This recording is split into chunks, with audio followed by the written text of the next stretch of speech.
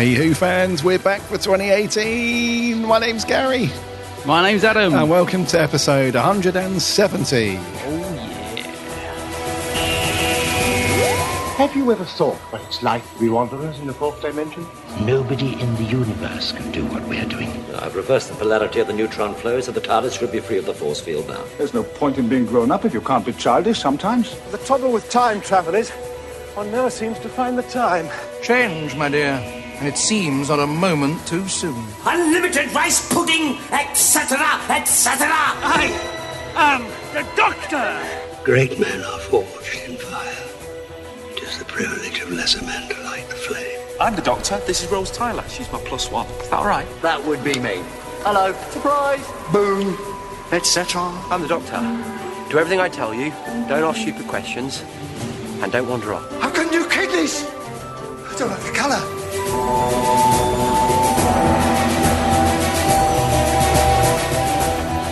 Howdy, howdy, howdy do, Who fans. A very happy new year to you all. Hope you've all had a cracking few weeks since we've been away. And that you've all managed to do something Doctor Who related. I hope you've all managed to do something Doctor Who Christmassy related. There was a certain episode on Christmas Day where we said goodbye to our 12th Doctor. Okay, Mr. P. Caps. We said hello to 13. Yes. Yes, more on that later, which will be our review this week. Looking forward to it. I've no idea, as usual, what you think of it. Absolutely no idea. Yeah. Do you know what I think of it? I've been very guarded. I've seen one comment of yours. Oh, no. What? What have you seen? I don't want to say. Oh, okay. Oh, no. I thought I'd been really careful. You have been mostly. Yeah. Because I haven't been able to get online much, which is good. I'll tell you what I was surprised about. So I was really worried about spoilers because obviously, not being able to watch the episode on Christmas Day and stuff. And so I managed to finally watch it, but I haven't seen that many spoilers, even now I've watched it, which was quite surprising, actually. Yes. Yeah. I've been very quiet on the interwebs because I didn't manage to see it on Christmas Day. No. Because we were out and about doing stuff. And I don't think I watched it until, I think it was like the 27th, 28th of December. 28th, I think, maybe. Yeah. Oh, actually, I got to see it before you then, which is surprising because in China, where I was in Shanghai, you can't get anything at all. Everything's blocked. So I downloaded a VPN and I managed to get BBC iPlayer to work. And I was like, good. Right. As soon as we get back, because we were going out, as soon as we get back, Doctor Who's going on. I was like, excellent. But by the time we got back, the BBC had already blocked it because we'd started downloading it and it got to like 28% and stopped. And I was like, oh no. So we downloaded another VPN and I managed to watch it on Boxing Day, which I was, really thrilled about because I didn't think I was going to get to see it until I got back to the UK, which was just before New Year's Eve. So, so I actually got to watch it on Boxing Day, and I was thrilled because, as I said, I was aware that everyone had seen it, and I'd managed to sort of find a way to get on Facebook and Twitter, but didn't want to go on there till I'd seen it. Obviously, I'll save my thoughts on the episode till we review it. I have watched it again since. I watched it on the real television when I got back a couple of days ago. So, yes, I've be interesting one, I think, to talk through. Yeah, I've seen it a couple of times. Yeah. It will be very interesting. Yes. Before that, though, we do have some news and merch, as always, to kind of keep you guys going, because it is going to be very quiet, I feel, now, until we have Series 11 kicking off. I think we're going to have the usual kind of fan hype and everything build up when we start to see some more pictures and stuff develop, when we have our commando friends out in the forests in Cardiff somewhere photographing Jodie from 100 miles away. So that's going to be, it's going to send everyone crazy as usual. But I think for the next couple of months at least, it's going to be fairly quiet. But we do have some newsy bits to go through and so much, which is good. Are they actually filming right now? I assume they are. I believe so. Because I'll tell you what I was thinking about. One of the things, our news items coming up. I was thinking about where they're filming, because there was a lot of talk last year about Doctor Who moving away from Cardiff, wasn't there, in terms of the studios, and there was rumours about it moving to Manchester, BBC, and all this. But I'm assuming they're still in Cardiff. Yes, they are. Yeah, which is good. Yeah, so that's good to know. But I haven't seen any leaked pictures yet, which makes me think. We heard all this stuff about Chibnall, didn't we? About he was going to crack down on set leaks and stuff, and it does seem. Don't want to speak too soon, but it does appear that way, doesn't it? I haven't seen hardly anything, but I don't know how far they've got into the recording, though. No, I don't think too far, but I think they have started, because we haven't got a broadcast date yet, have we, for Series 11? That's not been. No, it's not going to be till late this year, though, is it? It's going to be, I say, assume, August, maybe. I'm thinking August, yeah. That seems to ring a bell. Yeah. Maybe. And it feels so far away right now, doesn't it? Like when we got to the end of Twice Upon a Time, watching it, and my other half was like, "Oh, so when is the new series then?" And I was like, "I don't know. End of next year," because obviously we were still in 2017. End of next year, and there was like this really loud, audible, "Really?" I was like, "Yeah, it's not ages away," and it does feel a little bit disjointed. I think we kind of like need it. I don't know. It does feel like a long time. But I remember we said this about which series was it where they had a long gap. I remember me and you saying this. It comes around so quickly, but when you're at the start of the year, it does feel like it's so far away. It does. Yeah. Yeah. No worries though. We're here to keep you all company. Rocking some Who in the meantime. Yes. So how have you been, mate? I know you've been travelling out and around. You were in China, weren't you, over Crimbo and stuff? And yeah, I've been in China for the last couple of weeks. So I've only been back a couple of days. I still don't know what day or time it is. I'm still waking up at silly o'clock. And but no, I had a fantastic trip. And I would have liked. I'm not the best flyer. I get quite nervous flying sometimes, and I always like to have something Doctor Who with me. This might sound a bit silly. I always like to take something with me. It's just like a comfort thing. In fact, when I was really young, I remember getting to the airport, and my parents were horrified when they opened up my little travel bag, and it was just full of nothing but Doctor Who magazines. They thought I'd taken all my clothes and stuff, and I can't remember how old it was. So I like to have something, and I wanted to take my little Christmas TARDIS with me on its travels, and I had visions of taking it all around China, but because we travelled really light, it had to stay at home, and I was really gutted. I was like, "Oh, can I not just fit it in the bag?" But I literally couldn't. My bag was exploding. You wouldn't believe it.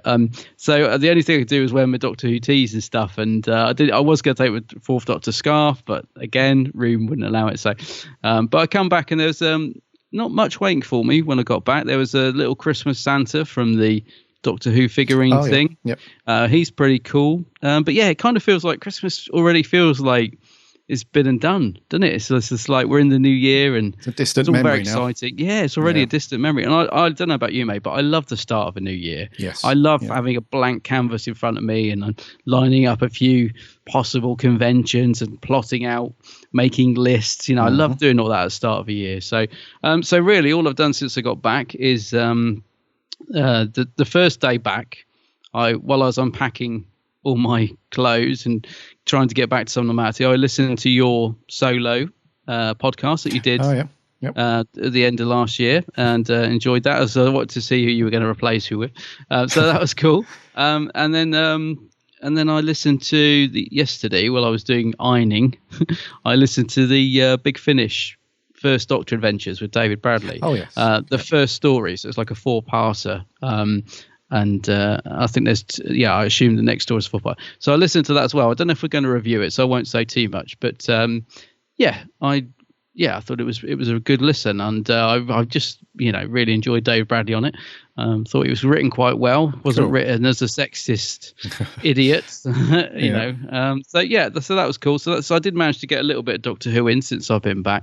It was quite nice to come back and see all these things from Big Finish that have been on their list for ages. Like I got the Derek Jacobi War Doctor set is in my folder waiting to be downloaded, and again very much looking forward to listening to that. So, and I've still got the 10th Doctor audio to listen to with Rose. I haven't got around to listening to that. So yeah, it's quite nice to come back to a bit of Big Finish and is perfect actually when you've got all this stuff from holiday to unpack and stuff. Just bung it on and get you through it. So that was cool. Yeah, it's cool. Yeah, nice. That's all I've really been doing, mate. Is unpacking, ironing, bit of Big Finish, bit of Big Blue Box.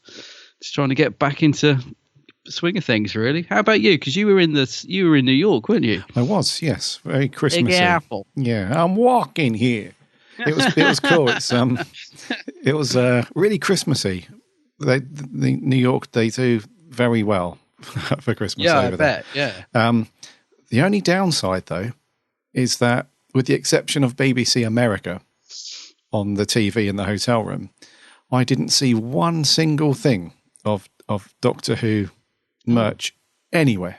No merch? Nothing at all. Oh, that's surprising. I went into a couple of because there's a couple of really big sort of famous comic book shops over there. One's called Midtown Comics, and the other one I can't remember the name of. And with the exception of a few Doctor Who single comics knocking around, that I didn't see one piece of Who merchandise at all. That is surprising. I thought you'd said something. Yeah, because our buddies over in the US, they typically get quite a good array of Who stuff. So maybe I missed a massive section. Maybe there was a hidden floor that was just full of Who merch, but very quiet for Doctor Who. So the only thing I saw is quite weird, really, because I planned to get everybody back to the hotel room to watch Twice Upon a Time, because that was going out at 9:30 there on BBC America. So I thought, right, we'll get everybody back. But, as things happen when you're away on holiday, you change plans and stuff. So we were out just having this late dinner somewhere, because everywhere was open on Christmas Day in New York. It's pretty cool, all the restaurants and stuff. And it got to sort of 9:15 and we were at least half an hour away. So it's not got to happen. But earlier on in the day, they had this really cool Doctor Who marathon, which is really cool. So they played all of the region stories, like they've done on BBC iPlayer. Yeah, yeah. So that was cool. So I dipped into those a few times when we went back to the hotel room. But other than that, mate, very, very quiet for Who. And I'll be honest with you, it's been really good having a break from Doctor Who for a few weeks. Because I haven't, even before, I went to New York and stuff, I normally, as you know, and our listeners know, you and I normally watch, some form of Doctor Who every week. But it's just been really nice to step away from Who, because you and I have been involved, we're involved in it on a weekly basis, and we've done it for a long time. Yeah. It's, and I'm not saying that from a negative point of view, it's just been really nice to step away and just have a breathing room from Doctor Who, to just leave it all, on the shelf and everything. And it's been really nice, because sometimes you do have to kind of step away sometimes and, just let your mind have a bit of a reset, if you know what I mean. Yeah, it makes it feel fresh when you come back to it, doesn't it? I know exactly what you mean. Actually, talking about merch, that's just reminded me, did you see those Doctor Who DVDs that I found in China? I found this random H&V in the middle of Hong Kong. So obviously, just like you, I went in and they had loads of figures and things like that in there. It was really cool. It was a bit like it was more like Forbidden Planet than H&V, actually, because they obviously, like CDs and DVDs, the sales have gone down, so they've started stocking other products like technology bits, and as I said, loads of figures, and they had some blind boxes, and they had some Rick and Morty figures and stuff. It was really cool. But I went to the DVD section. I just wanted to see what, if they had any Doctor Who, and to my surprise, they had quite a lot. I don't know if you saw the covers. I did. So they had all the stuff we got pretty much, but they were I think they're the US covers. Someone told me on Facebook, because I put a picture up of all the covers. But they had the 3D version of Dark Water, Death in Heaven, which I've never seen. Oh yeah, never actually, because it wasn't released over here in the UK, and it was sort of in a shiny slipcase. So. The prices look really expensive, because obviously the Hong Kong dollar, it was like, I don't know, 230 something or other. It worked out about 20 quid, I think. Oh, okay. But if you looked at the price tag, it looked like it was about £300. But I was talked out of buying it. My other half, being very sneaky, said, "Don't worry, we'll be back here tomorrow. Don't carry them around now, because we're going on, the Skylift. Come and get them tomorrow before we leave." "Oh, all right then." And of course, we never went back. No. But the thing is, I wasn't too sure about buying. I would have literally only bought it for collectible reasons and to see what the 3D was like. Yeah. Because I don't particularly like those episodes anyway. Do you know what I mean? So it wasn't like I saw it and was like, oh, must get this. And I kept thinking about, I'm thinking now, about what you were saying on your solo podcast about how you only buy stuff you really want. I was thinking, I must try and apply that to myself this year, which is going to be difficult, as you know, for me. But no, I didn't buy it, and I would have got it if we had gone back. I'd have got it just to have seen what the 3D's like, because it wasn't made in 3D. So, they obviously went through a lot of work to transform it, and a strange choice as well, isn't it? For if you're going to sort of, I think it put in cinemas in 3D or something in the US, and then they've released it. I don't know. I think so. Yeah. I don't know why they chose those particular 2 episodes, but the other covers are really cool. And there was one called The Doctors Revisited, which had Eccleston, Tennant, and Smith on it, and I completely forgot what was actually on it. I think it may have been the Regenerations or something. I'm not sure, but I might have got that just because I quite like the cover. It's like a green cover with the 3 of them on it, and I've never seen that before as well. So it's quite cool to see something a bit different out there, something we haven't got here. But I think our US listeners probably have got a lot of that stuff, but I'd never seen it before, and the covers are really cool. I thought actually for the sort of series 9 part 1 that they had, it was totally different to what we got here. So so that was cool. But I was just pleased, a bit like you. I didn't expect to. Well, no, I was the opposite to you. I didn't expect to find anything Doctor Who out there, because I don't think Doctor Who's that big in China. But I was quite pleased to find a little corner of HMV with all these DVDs. That was pretty cool. I just wish I'd bought a couple just to have brought something different back with me. But as I said, my other half, I'm pretty sure knew exactly what he was doing. Of course he did. Yeah, he's like, don't get out. I don't want to be carrying those round. I was like, no, you're right. We'll get them tomorrow. But never went back. Anyway, saved me a bit of dollar, so that's all good. That's true. Yeah. I was just thinking, New York, that's where they filmed the Manhattan. The what's it called? The Daleks Take Manhattan. No. I'm getting it all wrong, aren't I? The one with the ponds exit story. Oh, sorry. Yes, with the Statue of Liberty and the angels. Statue of Liberty and all that. Yeah. So, did you go to any of the locations? And no, not. I'm trying to think what they were. I remember him sitting on a rock, and I don't know. There's a bridge that the Doctor sat on wearing his round glasses. I remember a few locations. Yeah, well, there's. I think that's Central Park. That scene where they sat on the bench. Yeah. So we went to Central Park, but I don't know the exact spot from where they filmed all that stuff. We went to the Statue of Liberty as well.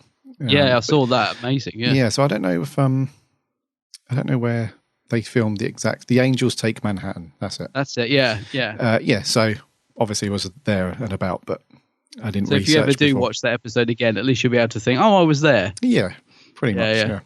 I know one of our listeners went recently to New York and did a bit like I do, dragged his partner around all the locations. Oh, okay. And I remember him saying that they must have mixed 2 locations together, because he was saying, there are certain shots where if you try and get the exact shot that they got, it's impossible. Like the buildings just aren't behind that particular bit of the park. And he said, they've clearly sort of mixed the 2 shots together. So it may be difficult. But next time you watch it, which... Have we ever reviewed that? What story? No, The Angels Take Manhattan. No, we haven't done that. No, so when we come to review it, you'll be able to say, "Oh, I was there." I was there, sort of. I was by that rock. Otherwise, fairly quiet. I did have a lovely piece of merch waiting for me. Oh, what'd you have? It was that 7th Doctor Collector's set, from the German company. Beautiful. I'll tell you what, mate, that is stunning. When are you going to post some more? I saw you put it on Instagram yesterday, and I was salivating at the mouth, going, "Oh, he's got it." Yeah, I'll stick some more on a bit later. It's so good. It's a beautiful book as well. And the I didn't know how they were going to put the discs in there, but what they've done is sort of every page there's the story that Andrew Cartmell's wrote in his exclusive notes for, and on the other side you've got 2 discs that slot in on the other side, and you go through the book like that. So you're kind of going through McCoy's era, reading about it with Andrew Cartmell and watching it and stuff. And you got this really nice extra bonus disc as well, which has got some exclusive stuff on it. And I got my name actually, because if you ordered it between or before a certain date, then you got your name on on the credits list on the special features disc. Oh, really? Yeah, so her name's rocking on there, which is nice. Nice little touch. That's really cool. Yeah, that's awesome. But it's a beautiful book, mate. It's well worth the euros. What did it work out at? And where did you get it? Well, I got it from. You can only get it directly from this German company's website. I think they're called. I can't remember the name of the company now. It's a strange name, isn't it? I remember when seeing the link to it, thinking, "What?" Yeah. It's Blu-ray, but it's all region free, is it? It's all region free. Yeah. Yeah. Is it Blu-ray or DVD? Sorry. It's Blu-ray. It is Blu-ray. Oh no, hold on. Sorry, no, they're DVDs. Sorry. I'll do that. Sorry, yeah. They're DVDs, and sorry, Panda Storm is the. That's it. Is the name, yeah. And I think I don't know if it's still available, but it was 150 euros, and in pounds, including the shipping, I think it was about £130. Right. All in all, including shipping. Including the shipping, yeah. But it's a great set, mate. Is really it like the regeneration set? Is it that sort of book? Yes. What do they call it? Coffee table book. Yeah. Style. Yeah, it looks like that. Yeah. Yeah, it's in a nice sleeve though, and the artwork's just beautiful in it, and there's quite a lot of notes actually from Mr. Cartmel. He's wrote quite a lot of stuff to go in there, and I thought the discs would be a nightmare as well, but I've popped the first one in the player, and it defaults to the German language, but it's just a simple. Just go into the menu and change the audio to English, and away you go. Oh, I've got a Blake 7 set like that because they did they only did the complete Blake 7 in. I think it was a German release actually. I might be wrong, but yeah, mine's like that. So I put it in, and you just click it back to English, and away you go. It's cool. Yeah, no, it does look like a lovely set, especially as someone. I'm such a fan of. I love the Seventh Doctor era, and I'm very tempted with that. Maybe. Maybe when I've paid off China. It's quite limited though, isn't it? It's quite a limited set, isn't it? Yeah, I can't remember what number mine is. Yeah, but I think I can't remember what it's limited to, but yeah. And did they spell your name right?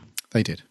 Oh, okay, because it's double R, isn't it? It is I always, I notice it when a lot of people, when they tweet you stuff, they spell it with the one. And I just wondered. I'm used to that, mate.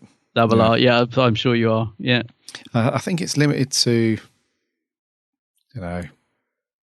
500 pieces or something like that. Low, yeah. No, sorry, 1,000 units. Nice. So that's still not that much, but still available. Lovely piece. Yeah, I'm very tempted. As I'm going to have to restrain myself. Maybe when you post some more pictures, I'll just buckle. Yeah. I'm sure I will, because it does look great. It does. Great. So that's us, mate. Yep. Yes. Shall we land the TARDIS and get into some news? Yes.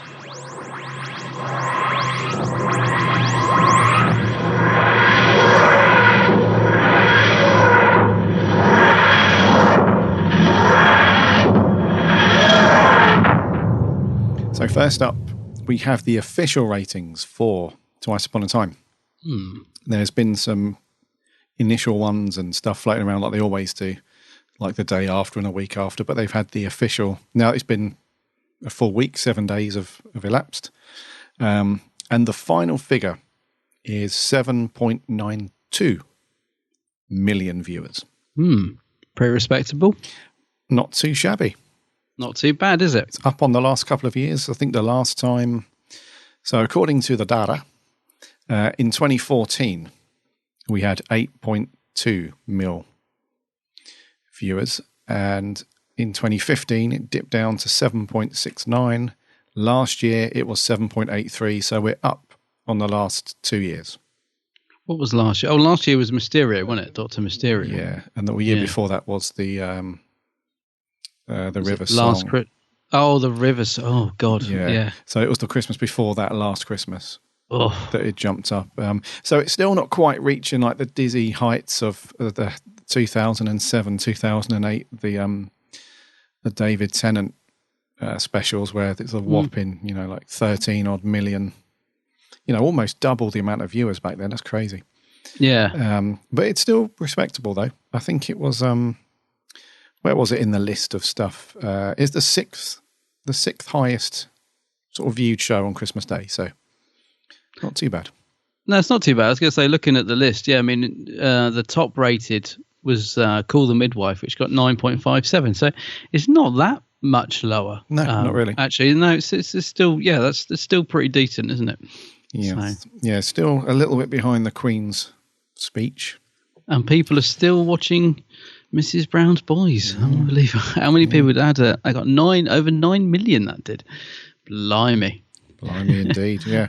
It's interesting because there was a bunch of, because now they've taken into account the iPlayer views and so on. It was not a massive amount, but an additional 600,000 viewers had been clocked on just iPlayer alone. Yeah. Which is good. So it's over 500,000 views there on the digital platform. But I think the Christmas Day Doctor Who always will be sit down in front of the TV post pigging out on Christmas dinner viewing. So I imagine the actual digital set-top box figures will be higher on Christmas Day than the serious stuff. But yeah, not too bad. Not too bad at all.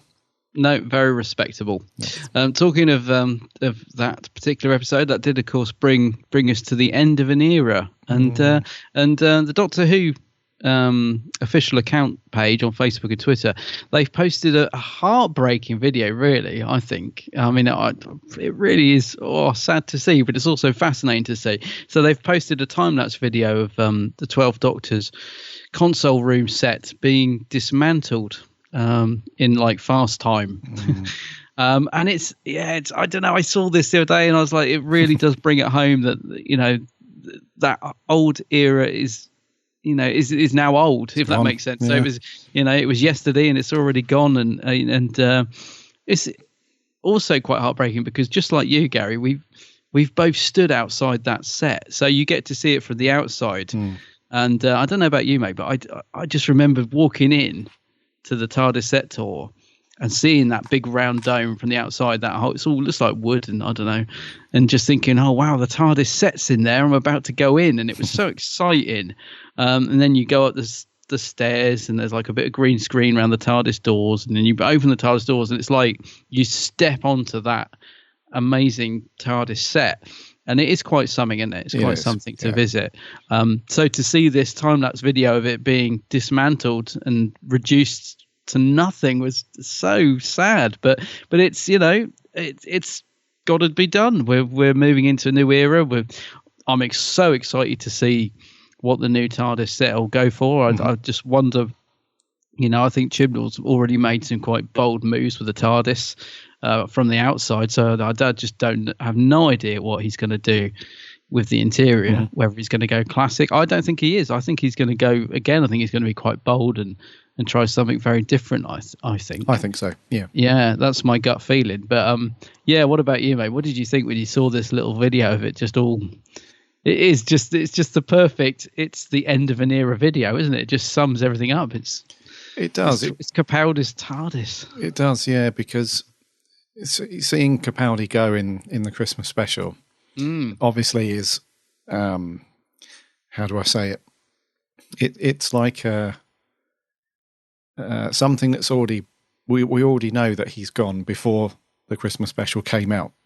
So he'd already filmed it and he was done and he had left, and then a month later or 6 weeks later we saw him in the Christmas special. But you kind of think, well, they've got everything there at Cardiff, it's not quite gone. But then when you see the video, it's like, oh, it's actually everything now is gone from the Moff era is now properly closed, because the TARDIS set was probably the last sort of iconic thing left over. I mean, I'm pretty sure that somewhere at those Cardiff studios, they have got some Who.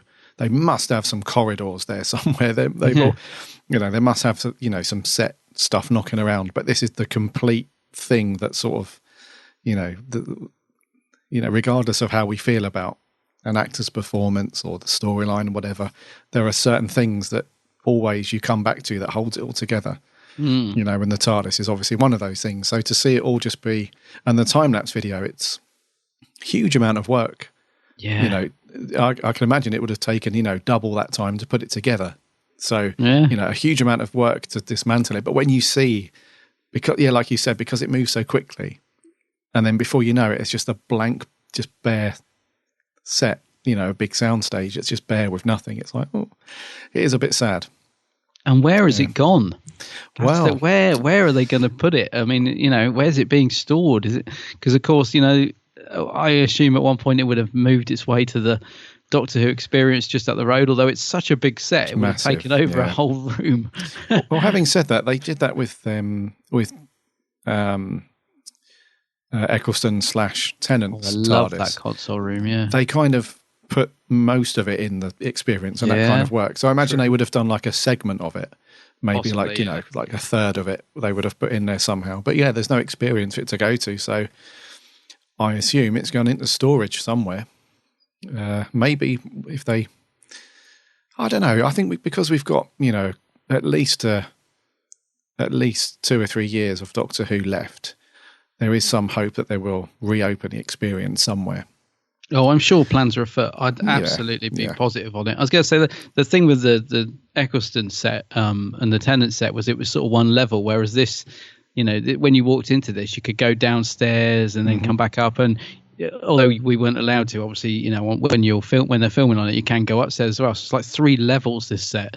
So it's like you said, they could put like the console level in, I suppose, but it's a big old set. Like you said, I bet it takes ages to put together. Yeah. So who knows? So there it is. It's gone. It's over. Oh, it's gone. Yes. Anyways, wiping the tear away. I know. That's it to do with news. That's it for the news. Yeah. Oh, where's our old friend? Yeah, he's not happy, mate. I'll be honest with you. He's been in the shed all Christmas. Haven't seen the light of day. He's been going rusty. There is a small hole in the roof, so possibly, but he's not happy. Let's get him in anyway. Go on then. Merch corner. Merch corner. Merch corner. I don't know whether to be impressed or disgusted. It's a bit rubbish, but it's pretty. It's very pretty. Oh dear. He didn't even stick around. No, what's up with him? Oh, he's got I guess we ignored him for the whole of Christmas. Went away. Is it because he didn't get a Christmas card? Well, see, the thing is, it's when you have a pet, a cat or a dog, you can shove them in a kennel or a cattery, but there's no Dalek kennels anywhere. There's no Dalekies, Dalekeries. Dalekery. You can't just put him anywhere. So he has to stay here and be miserable, I suppose. What's he managed to bring in on that tray then? There's a couple of good bits by the look of it. Right. Do you remember something called Doctor Who Series 9? Let me think. Yes, I can vaguely remember it, yeah. Yeah, you're going to have to rack your brains on this one. I'm thinking, I remember the Clara Who Series 9, I think. Yeah, I've got it. Yeah, I can remember roaring lions with fire coming out of their mouths. Yeah, Ashilda, the series. Yeah, flying TARDIS diners. I've got it. I remember. You've got it. Cool. So the soundtrack to Series 9 is finally going to be released this year. No way. Seriously. Don't be silly. I'm not. It's going to be with us. I have no idea when. Wow. It just says early 2018. So that could mean tomorrow, or it could be, I don't know, March, I suppose. But yes, the now infamous Series 9 soundtrack, 4 discs worth of Murray's music from all of the stuff. It's going to contain the Husbands of River Song soundtrack on disc 4, just to put the icing on the cake there. But apparently Series 10 should be on the way as well then. Well, you'd hope so, wouldn't you? I mean, it's a bit strange because I did see just before this was officially announced, there was a big thing floating around about this and Series 10 finally coming out, and you thought, oh, that's good. And then when it was made an official announcement, it was just Series 9. I was thinking, oh, God, because I thought at one point they might just do a set of the two to finish off the era or something, because this is a 4-disc set just for Series 9, isn't it? So it's obviously got quite a lot on there, which is good. But yeah, surely Series 10, we're not going to have to wait another 4 years for that, surely. Well, who knows? I mean, disc 3 is just Heaven Sent. Just Heaven Sent? Yes, there's quite a lot of music that was written for that episode. Right, okay. And then, so discs 1 and 2 is the bulk of it. And then disc 3 is Heaven Sent, and then disc 4 is The Husband's a River Song. So It's going to be quite a cool set. I mean, this is going to surprise some of you, but I still don't own Series 9 on DVD or Blu-ray. Well, I've got the Steelbook, but I've never bought the So I'm probably going to own the soundtrack before I actually own, because I'm Series 9, with the exception of a few episodes or a couple of episodes here and there, I've just not had any inclination to go and watch it again. No. But the completist in me, because I listen to a lot of Doctor Who music, while I'm working and stuff like that, it would be nice to have this in there, because I love Murray. Murray Gold's been amazing since 2005. So, we're finally going to get it, mate. I mean, people have been nagging the BBC and Silver Screen for so many years.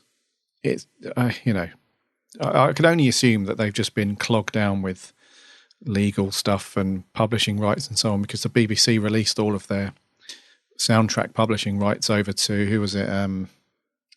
Some record company. I was going to say that's what's thrown me, because this is on through Silver Screen, and I kind of got lost now in between, because I thought that was the hold up, was because the BBC were changing distributors or whatever. That's right, but Silver Screen have released all the other soundtracks, so I'm a little bit confused by that. But I'm joking aside, mate, I am very pleased this is finally getting released, because like you, I always love the soundtracks that we get and Murray's music. And golly, I haven't watched Series 9 for a long time, but I seem to remember there was some good stuff in there. I think, because it must have been Series 9. I think I remember saying that he was trying to mix it up a little bit. There was some sort of 80s soundtrack bits going on in Heaven Sent. I don't know. I remember thinking he'd sort of experimented a bit more and quite liking it. So I'm really looking forward to this whenever it actually materializes on the shelf. So I'll definitely be getting it. The BBC, they sold the copyright to a massive catalogue to BMG. Oh right. And that includes theme tunes and background music and themes and all that stuff.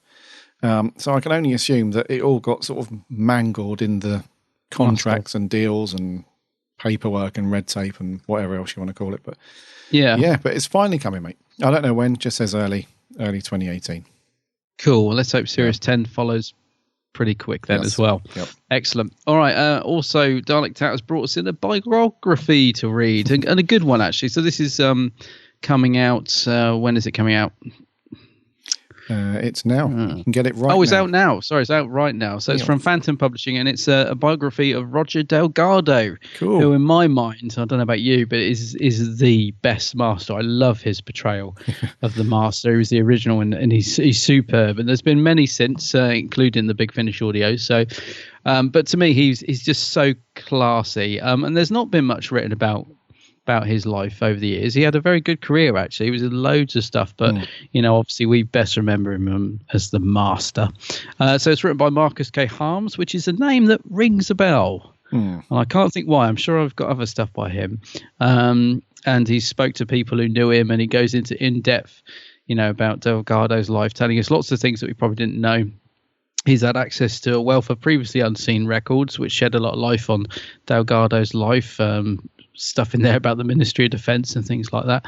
So this sounds like a good read, actually, right? And Phantom Publishing, same guys who do the Phantom events we go to. So if they've got it there next time we go to the event, I might have a flick through this and see what it's like. It's hardback, and it's priced $19.99, and it's exclusively available from Phantom Publishing. Yes. What's it called? I am usually referred to as the Master. The Master. Cool title. Yeah. So like you, mate, I'll look at have a flick through at a convention. Probably pick it up, because Delgado, he is fantastic Master. He is brilliant. It's got some unseen photos and stuff in there as well, which is always good. Yes. Last bit of merch, which is not really something we can report on 100%, but we have seen a couple of things that have been knocked up over the last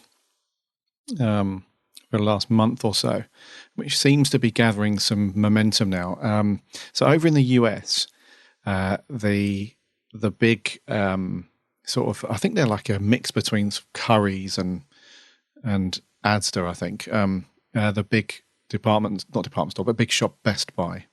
They put a product on their website, which was Doctor Who, Tom Baker, the complete first season on Blu-ray. Now, when I say first season, we mean Tom Baker's, because a lot of people went, wow, an Unearthly Child on Blu-ray, that's going to be... But no, it's I think it's... So Tom Baker's first season overall in the whole thing would be 12, I think. Series 12 of Doctor Who. Oh, now you tested me. Should know that. Yeah, something like that, yeah. Something like 11 or 12. But it's very interesting that they've now started to group these on Blu-ray because it's becoming a thing, because we reported, or we mentioned before we had our Christmas break, that the US are getting the big, again, the coffee table size thing, the Peter Capaldi complete thing. That's going to be a US release as well. So that's, you know, like the Regenerations thing you were saying, that big book with the discs and so on. So it seems to be a bit of a trend happening where they're starting to do these complete sets on Blu-ray. Now it's a US thing only, and so far the Best Buy website have actually they've taken the image down, and they've just said that the item's not available at the moment, but it has got a product code and it has got a description and so on. So it's definitely there. It's definitely a thing, and I'm not sure how. If they were to release them in the UK, I'm not sure how I feel about it completely, because the thing with Blue, like you mentioned this earlier, mate, when we were having a chat before we started recording, that it seems to be a bit of a trend, doesn't it, with getting these older TV series and so on onto Blu-ray. And while it's not a bad thing in a way, because it does save a lot of space, you know, if you can condense, you know, 7 or 8 classic Doctor Who DVDs down into just one Blu-ray case, you know, that's quite cool. And obviously Blu-ray comes with added benefits of, you know, sharper picture, higher bitrate, all that stuff. I'm not sure sometimes if classic TV actually benefits from it or not, because, you know, the restoration guys that have been doing all, you know, the DVD work over the years, you know, I'd be very, very wary about handing all of that stuff over to a company that hasn't had any exposure to it and just getting them to slap it onto a Blu-ray. I'm not 100% sold on it yet, because the presentation that we got on all the Blu-rays was perfect. You know, the restoration team, you know, they've cleaned it all up, and no, they haven't overdone it. You know, they haven't tried to make it look modern. You know, they've just cleaned it up, and, you know, and I think it looks perfectly fine on DVD. So not sure about this on Blu-ray, mate. What do you reckon? Yeah, I know what you mean. I was going to say, I mean, I love the thought of having complete series box sets. So I think that's the way to go, because now they've released every story on DVD that they can, pretty much. Yeah, I think it'd be really nice to have some complete sets. Like you said, you can clear up your shelf. I mean, it'd be brilliant. Yeah, having it on Blu-ray is a tough one, because the thing is, the sharper they make the picture with older material like this, it actually makes it sometimes look worse, because it shows up. It highlights a lot of the imperfections. So, for example, we've got Spearhead from Space on Blu-ray, which was shot all on film, which was quite unusual for Doctor Who, and it looks really good, but it still looks a bit fuzzy because obviously it's old. But it still looks great because of, you know, the work they've done on it. So yeah, I'm a bit like you, mate. I mean, I'd love to see I love a lot of the stories in Tom's first era, like, you know, Robot and Genesis of the Daleks, Ark in Space. It's a great first series. It'd be lovely to have it on Blu-ray, but like you, I don't know how.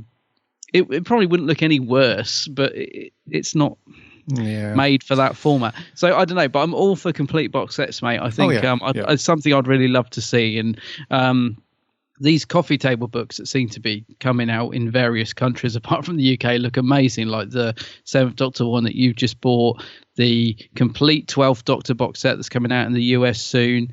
Again, it's in the same style as your coffee table book that you've just bought. These are lovely, and I think if they did those, I'd snap them up. I don't care that I'm buying it again. I would just think they're beautiful, and to have them all stories collected together.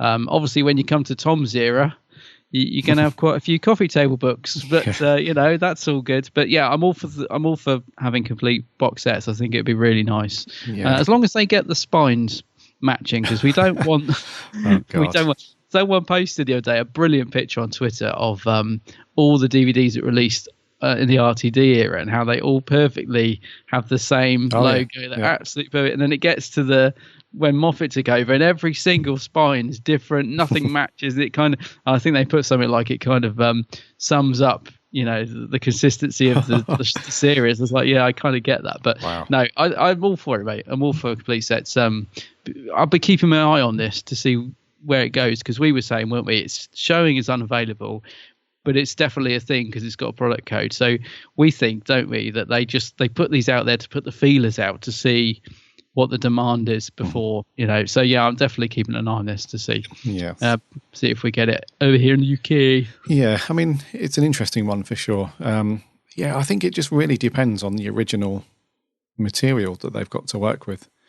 I think some of this series, it was a combination of different things. It had 16mm film stock for some of the external bits. And then when they went to the studio, it was that standard, PAL, standard def, just TV stock stuff, which is very low resolution.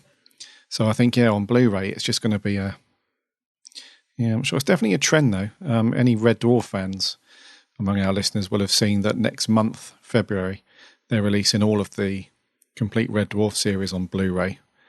And that's a similar thing. That's filmed on very, very basic film stock in a studio somewhere. So it seems to be a thing.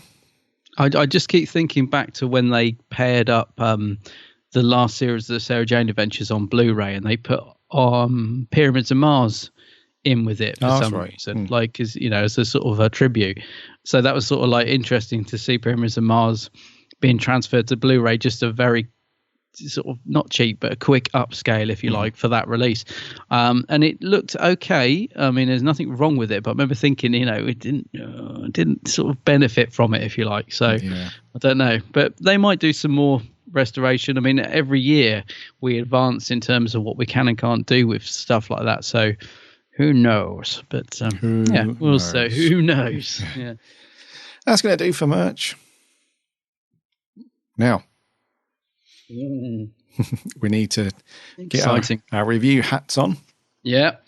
It's time to delve into our Christmas special review now. Very quickly, before we kick off, I'm not sure if we should sort of go down the sort of spoilerific. I'm assuming that most of you have seen it. Yes. But the little clip that I put together does contain spoilers. So if you haven't seen Twice Upon a Time yet, pause or stop now or fast forward a bit, whatever. Go and watch it and come back. So just want to give you fair warning, because that does, like I said, I'm assuming most of you have seen it, if not all of you have seen it, but just wanted to put that out there before we go screaming into complaint land. So with that being said, Adam. Yes, Gary. What are we going to do this week? The Doctor Who Christmas special, Twice Upon a Time.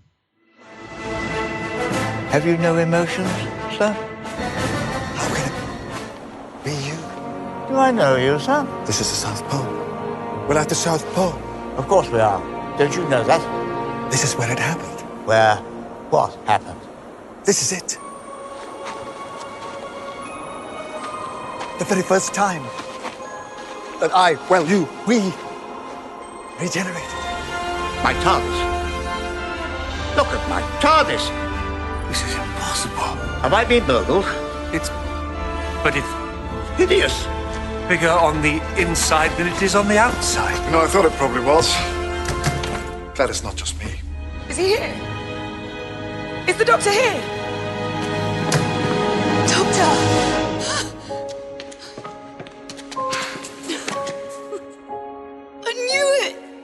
I knew it. I knew you couldn't be dead. You don't have the concentration. You taught me to hate the Daleks. Billions of years ago. What you been up to since then? Destroying Daleks. Yes, all the ones who come here to murder you. Yes, I saw the mess outside.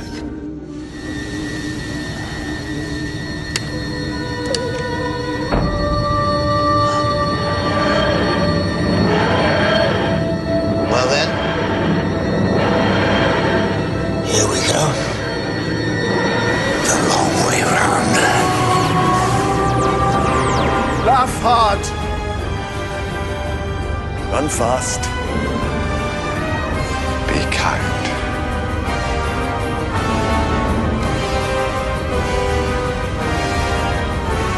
Doctor,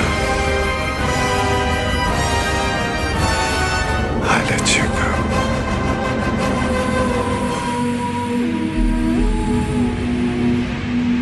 Oh, brilliant.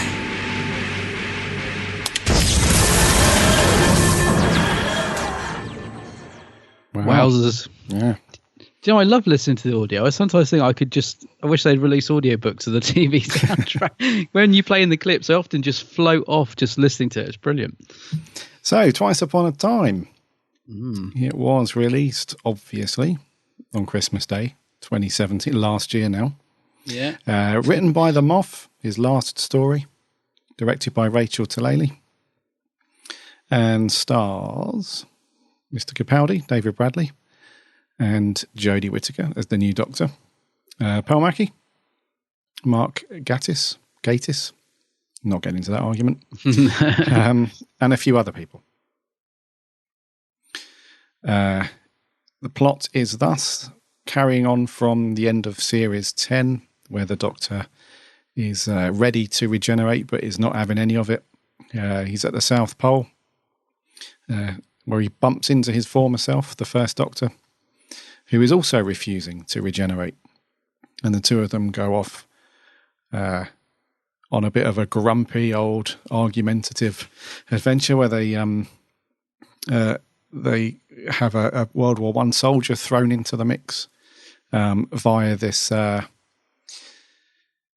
interesting concept of this company or this whatever called testimony that pauses people just before their death, brings them to their spaceship, I think, downloads their memories, puts it all in a glass avatar of themselves, and then plops them back ready for them to die. So this soldier's been plopped out of time, essentially.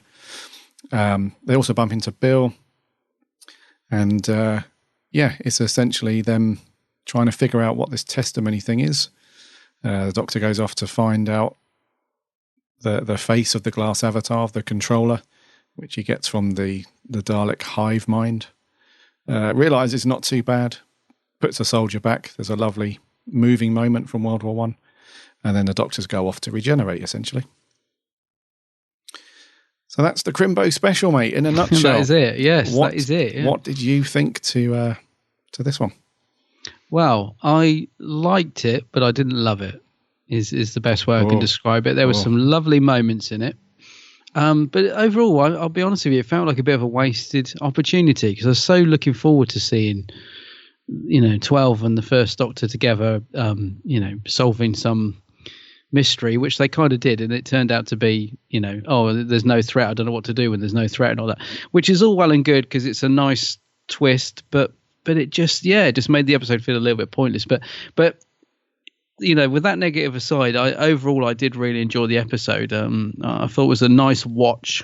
I don't know. I just felt it could have been better. It did feel like it was just filling in the hour until the regeneration a bit, but it did also give Capaldi, time to shine and show what an amazing Doctor he's been. So that made the episode a very enjoyable watch. I thought David Bradley gave a great performance as the First Doctor, but I'm gritting my teeth actually without even realising, really didn't like the way the First Doctor was written, and that's my biggest bugbear with the episode, to be honest with you, mate. Because overall I enjoyed it, but it really does niggle me the way the First Doctor was written because he just wasn't like that. And if it had been one or two jokes about the sexist on PC stuff, then might have not have bothered me so much. But it was a bit relentless, I thought. So that kind of took the shine off the episode for me. But thankfully, Capaldi brought it back in the end with a fantastic performance. I thought the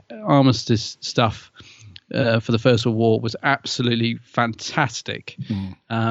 So that brought it back up. But yeah, it kind of lost it for me in the middle, and I was starting to get a bit annoyed with all the PC stuff from the First Doctor because the First Doctor wasn't like that. And I think it does William Hartnell a disjustice to write him like that. So yeah, that niggled me. But as I said, in between all that, I thought there was some really great stuff, some really nice work, beautifully directed and shot by Rachel Talali. She did a fantastic job. And then obviously the regeneration, which I'll save my thoughts on that till we get to it. But so a bit of a mixed bag, I suppose. But overall, I enjoyed it. Yeah, okay. It's just a few bits that niggled me, and I think they could have easily been ironed out and fixed. But that's the Moth for you.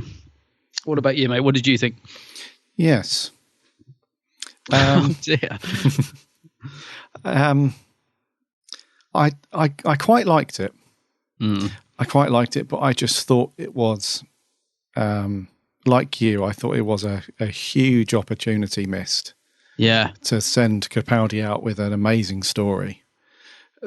My biggest problem was that I was really bored throughout most of that. Was my biggest thing. I was waiting and waiting and waiting for something to happen. And it was so flat. It really was flat through the most part, and the most exciting part of it was the last couple of minutes with the regeneration, because something was happening, you know.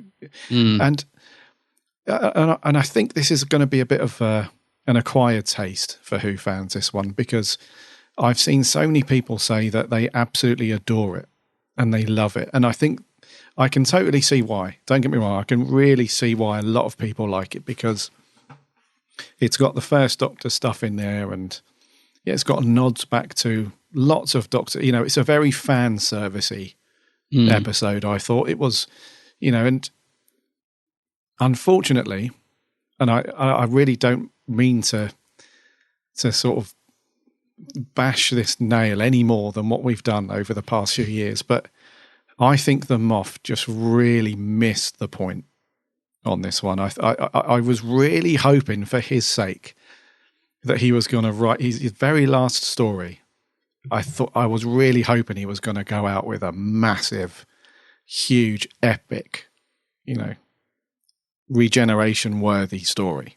But it was almost like, it felt like he was sat in a chair, you know, watching, you know, endless loops of those RSPCC videos where he's looking at the telly and there's, like, you know, animals being treated badly, and he's got his, you know, his wife's left him, and it's, you know, it felt like he was just, you know, his chin was on the floor, and better write his Doctor Who's story.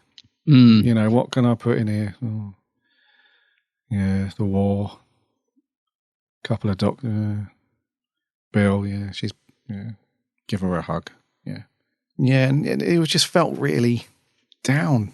I don't know. I mean, don't get me wrong. It's, you know, it's very sad to say goodbye to a Doctor and so on. In this case, we're saying goodbye to two Doctors, effectively. But that's, you know, not till the end, you know. And I just felt like, you know, if I could jump into a TARDIS and go and see the Moth when he was sort of midway through writing this, just wanted to have picked him up and shook him and just said, look, this is a celebration of your time as the showrunner on Who. This is about you as well. It's, you know, and all the great stuff that you've done. You know, you've not done that great on some parts of it, but overall, you know, it's Doctor Who's been great the last, 5-6 years.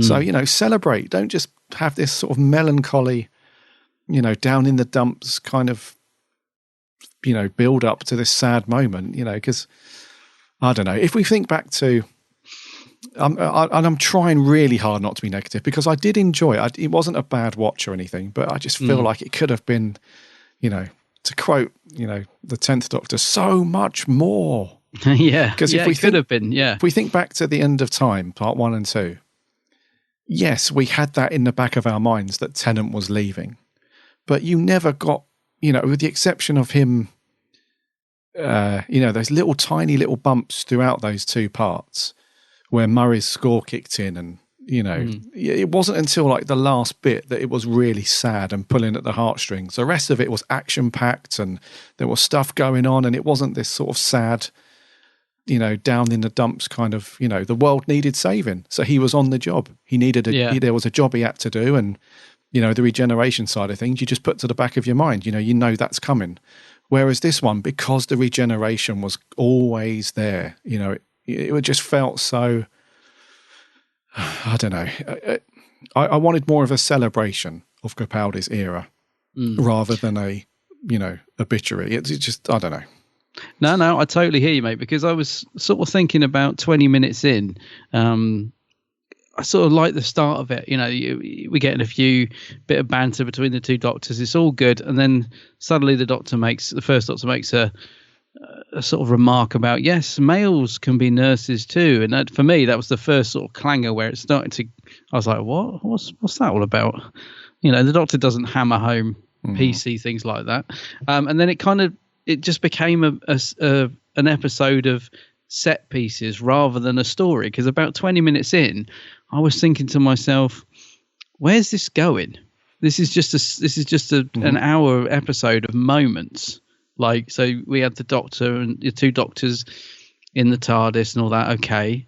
Then they get introduced to Bill. Okay, Bill's back, right? And we're 25 minutes into the episode now. So where's the story? And I was like you, getting a bit frustrated, thinking, this is all lovely. I'm liking these scenes, but that's all they are. They're scenes. There's no story here. And I was getting quite frustrated, really. So then, and the fact, like, it turns out to be a non-threat. I mean, yeah, that's okay. But it does feel like the Moff has just really worn himself out. I mean, that's how I felt when I watched it. I felt like he's written some lovely stuff in there, but he obviously couldn't think of a good story, because there isn't a good storyline in there, really. It's just a series of nice moments. Yes. And some of those moments for me didn't hit the mark, and some of them really did. So yeah, it's, and the middle part just lost me, really, because like you said, you got the first Doctor and Capaldi, so you got two fantastic actors there. To be honest with you, working miracles with the material they were given. Well, particularly Bradley, I thought because it's a weird thing for me to say, but I loved his performance, but I hated the way he was written. I kept thinking, God, imagine if he was actually written well, he'd be phenomenal. Yeah, this guy, because he's not. I think what Bradley's doing is he's not trying to do an impression of the first Doctor, because he's way off the mark. I think what Bradley's decided to do is he's trying to encompass the essence of the first Doctor rather than try and be, because he's not, if you watch any of the first Doctor episodes and you watch Bradley's performance, they're worlds apart, really, in terms of the voice and just the way he's written. But he does a good job of getting the essence of that sort of tetchy, but still, a warm, someone you can warm to. Like, it's lovely when they go into that spaceship and they've got the wrong Doctor and they say, you are the War Doctor, and he's like, never. And you think, well, that's Hartnell, because yes, Hartnell's Doctor wouldn't be. He'd be absolutely defiant that he's not the War Doctor. Never, not on his time. And I liked that, because that shows the difference between the two Doctors.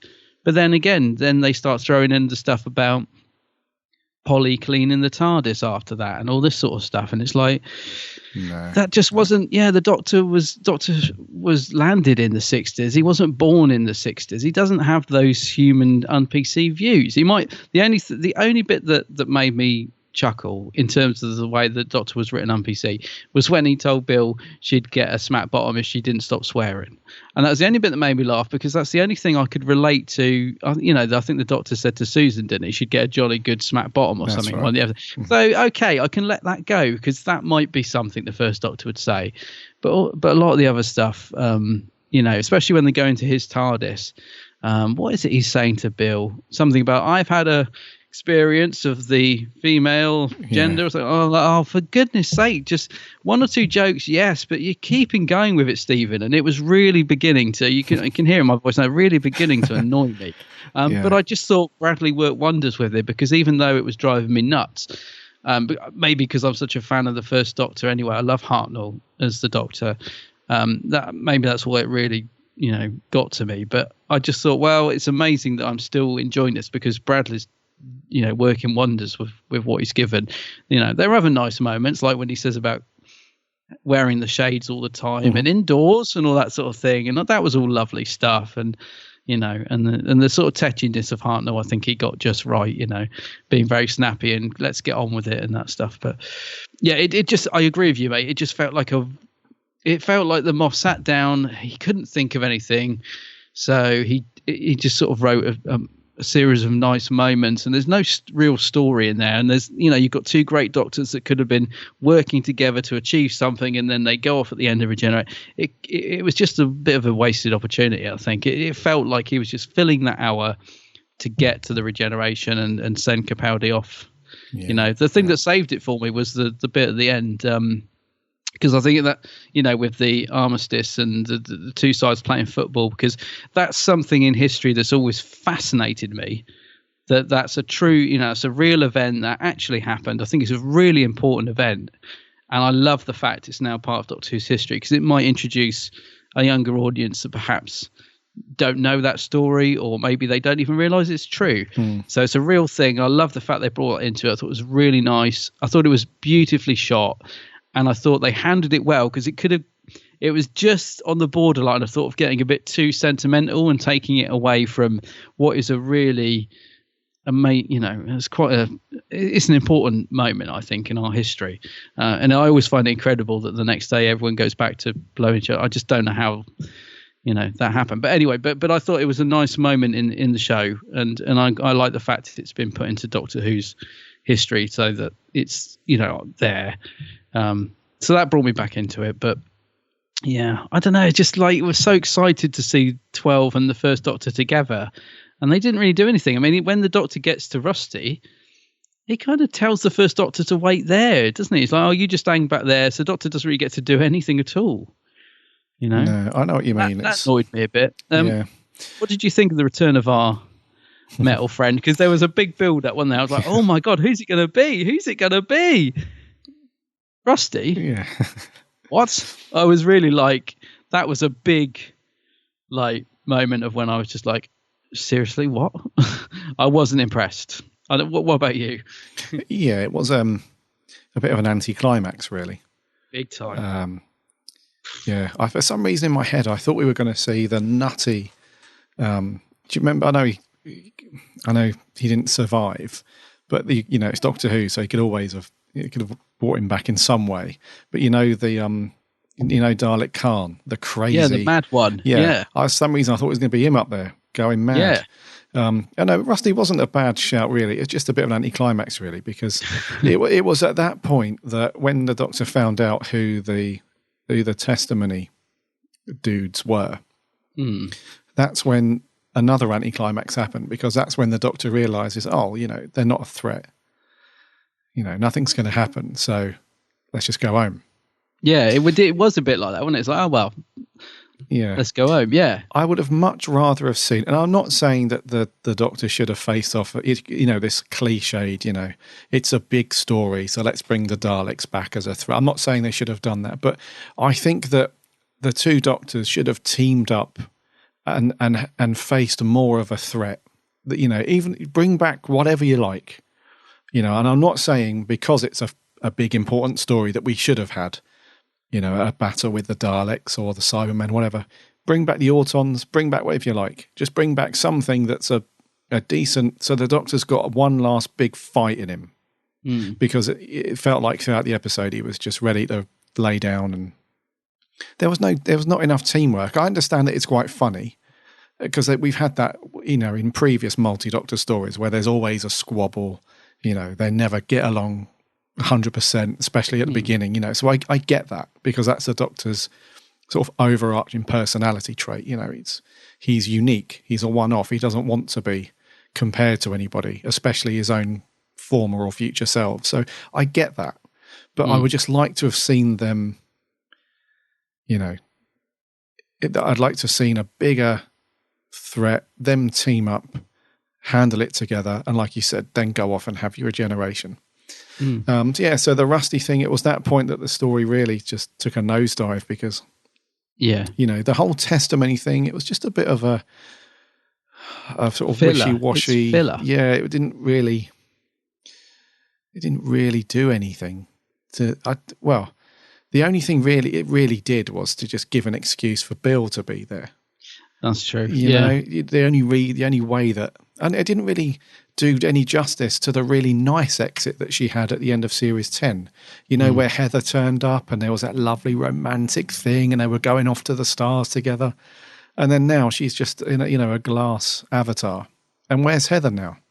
I was thinking that. Where's Heather? Yeah. And yeah, I must admit, it felt very, it felt like she was brought back. There was no purpose to bring her back, really. Yeah. Although it was nice to see Bill again. It was, yeah. It was pointless, wasn't it? She didn't get to do anything. She turned out to just be a collection of memories. What about the bit at the end when they bring Nadia, when they had the three of them hugging and stuff? I mean, I was thinking, who else are they going to bring? Oh, actually, I've just remembered the other bit. Maybe I'm jumping forward a little bit too much, but I don't know. Yeah, I mean, it was just another one of those little moments that, like you described earlier, it was just another moment in a series of moments, you know? So, yeah, I mean, before we got on to the ending parts with those peoples, there were some very good parts.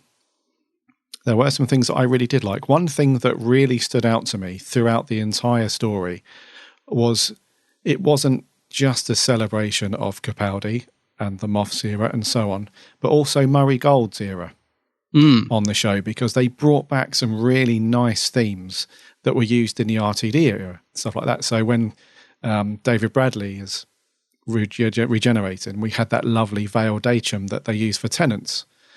Stuff like, towards the end of his time. And we had Bill's theme, and we had a couple of other themes as well that we used early on in Doctor Who.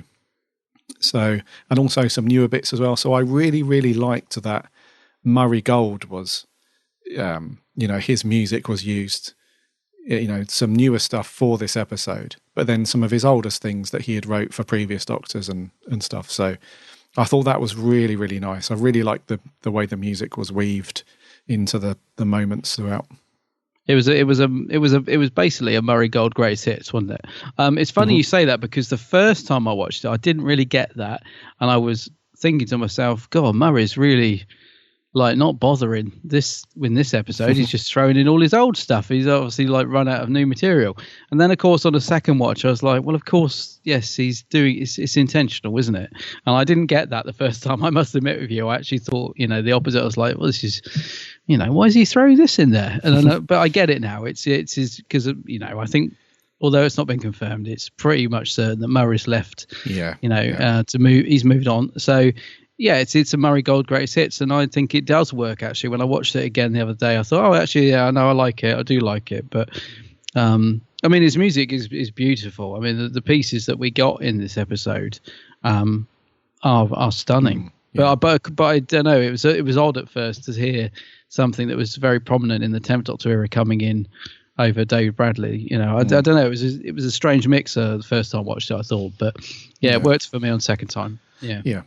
I really liked the visuals as well. I thought it looked absolutely beautiful.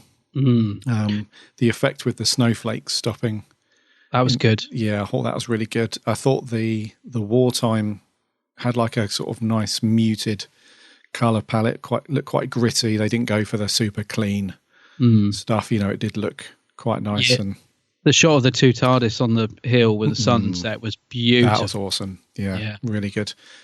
What do you reckon so this was a talking point as well, which was inside the first Doctor's, the set for the original TARDIS, because we had that wall that we never saw that was apparently where the cameras were back in the day. So we never got to see that wall because, that was where we saw into the set and we only saw the other walls. And it had this kind of plasticky sort of hexagon roundel thing pattern going on, What do you reckon to the recreation of the first Doctor's TARDIS? Because we didn't really see it that much. I thought we were going to see it a bit more than that. But yeah, I didn't like it. I'll be honest with you. No, I suppose it's because I'm comparing it to what we saw in Adventure in Space and Time, which was fantastic. I understand why they've got that wall there, but I'm going to forever refer to it as the IKEA TARDIS wall, because that's what it looks like. But I mean, I understand what's there, and I wouldn't have minded if it had just been in a couple of shots, but they seem to want to make it really prominent in all the shots of the Doctor's TARDIS. And I was thinking, I don't want to see that wall. I want to see the glorious TARDIS roundels. Yeah. And the funny thing is, they went to a lot of effort to recreate some of the other stuff in the TARDIS, and they did it brilliantly, like the clock. What's that funny electronic thing that's in there as well? I can't think of the name of it. The box that's on by the wall that says "Come and have a look at it," and that's beautifully recreated. And there was there was lots of other stuff like the I don't know what they are, but all the stuff in the first Doctor TARDIS was beautifully recreated. And like I say, I understand why they had to have that wall there, but I just wish it hadn't have been. It was as if they wanted to show it off, like, oh, look, we've got this new wall that, you never saw. And I was like, I don't want to see that wall. I want to see the classic TARDIS rounders. I mean, I sort of noticed they made the time rotor sort of less fluent to be more screen accurate. Like, it didn't sort of flow up and down nice. I thought, well, okay. So it seemed like they tried very hard to make it authentic.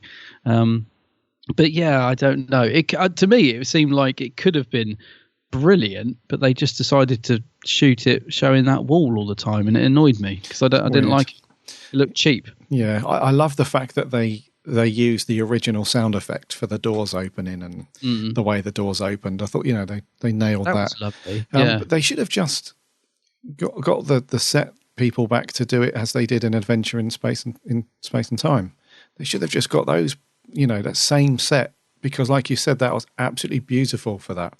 And I think that was a bit more screen accurate than what they used here. Yeah, I agree with you, mate. And I know people are going to be shouting at us saying, yes, but by the time 10th Planet was filmed, they only had 2 walls, and it was, so they're trying to make. I get that, but then why not just shoot it with the 2 round walls? Why do we even need to see? Yeah. We didn't need to see it in the 10th Planet. Why do we need to see it in this, or have it in the background? Or I don't know. It seemed like they went to an awful lot of effort to get everything right, and then they just shoved that silly wall in the background, and it kind of, just took all the hard work away, I thought. Yeah. Let's talk about some characters then. Yes. What did you reckon to the captain then, Mark Gatiss? It was not a bad performance, I would say. I actually thought he was very good. I might sound a bit surprised in that because I like Mark Gatiss or Gatiss. I like him, but he often, when he's doing performance, he often feels to me like he's playing a character, and I don't mean that in a nasty way, but it's just the way he often performs. So he's always seems to me like he's in character. Whereas with this performance, he toned it down a little bit, and I found him quite believable. Yeah. And I actually really, really liked him in this. I thought he played it really well. And I liked the character. A tiny bit sentimental in the way he was written and stuff. But then sometimes when you're playing that stiff upper British lip character, it is easy to sort of feel a little bit, like that. But no, I thought he was really good, mate. I really liked him. I was a bit worried when he was first announced because I was like, oh, Mark Gatiss in it again, because he's been in it a few times as different people, isn't he? Normally under a lot of prosthetics and stuff. But I thought he gave a really nice performance, actually. What did you like him? Yeah, I did actually. But for that reason that you mentioned, where he's kind of toned it down a little bit and played it down. Yeah, it felt like a bit more of an honest performance from him. Yeah. Mainly because of the part he was playing and what he was involved in, the whole armistice thing and what that in the middle of war, he's probably not going to be the most happiest of chaps, and the way he played the amazement on his face when he went inside the TARDISes and all that stuff, and he was quite sort of subtly funny as well. He just had these little. So I think his performance was really good. It wasn't the typical, like you say, always, in some sort of caricature of something. Yeah, it was very honest. So yeah, I didn't mind him at all. What do you reckon to his the reveal? Just before he gets plopped back into his timeline. Well, I don't know about you. I saw it coming a mile off. I don't know if it's just because there's been rumours of it, though. Maybe it's just implied in my mind. But I was waiting for it all the way through the episode. And do you know what? I think, personally, it's just that the Moff seems to have this fascination with keep bringing up the Brigadier. And I think if he hadn't done it so much in his era, it would have felt it would have hit home a lot harder. I thought I was a bit like, when he revealed it, it was a bit like, and it didn't do anything for me at all. And I want to just clarify something. I absolutely love the character of the Brigadier, and I love having nods to him in the show. But it's just that the Moff's done it a few times now. I mean, let's not forget Cyber Brig. God, do you know what I mean? He just keeps throwing it in there as if to say, oh, by the way, here's a classic series reference, the Brigadier. I know you love him, so I'll put that in there again.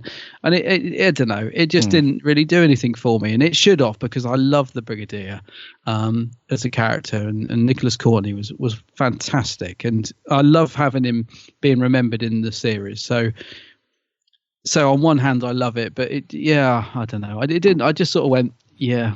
It didn't do anything for me, really. Yeah, I know what you mean. But I kind of like it, I suppose. I just like the fact they put it in there. But yeah, I don't know. What did you think? I didn't mind it. It was quite cool. It was just, because it was the Brig's grandfather or his father or something, wasn't it? It was.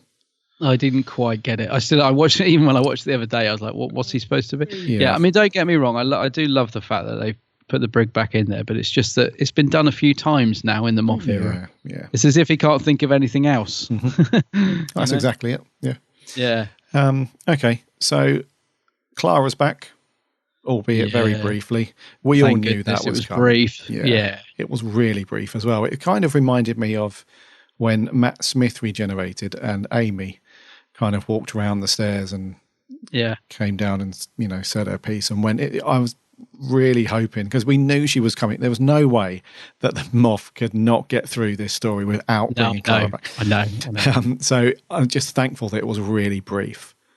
I must admit, I let out the most almighty groan when she appeared on screen. You would have laughed your head off. I was like, oh no. Because I knew like you said, I knew she'd be coming. And I'll be honest with you, despite my dislike of Clara, I don't begrudge him putting her in. I really don't, actually. Because as much as I groaned, it was like, oh God, here she is. As much as I don't begrudge it, because, she's a big part of the Moff's era. Yes. Yeah. And it was inevitable, like you said. So I was prepared for it. And I think he got it just right, actually. It was just a small, tiny little cameo. And so, it was fine. I thought it was absolutely fine. Although a bit weird that he now has all his memories back, and that's a bit strange, isn't it? I was going to say, that's a bit, because does he remember Clara now then? Because it seems like it. Yeah, it's a bit weird.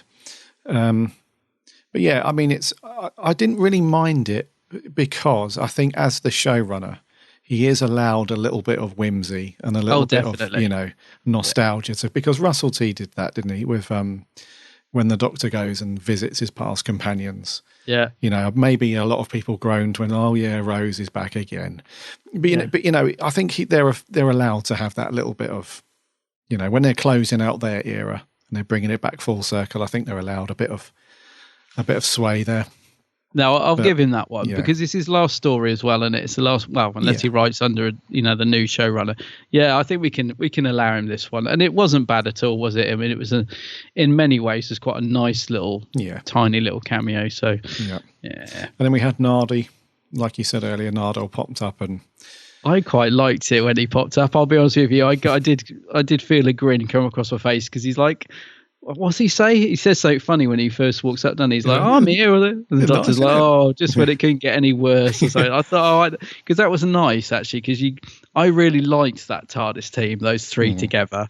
And I loved the way the Doctor and Nardi spar off each other. So I actually really was quite pleased when he appeared from nowhere.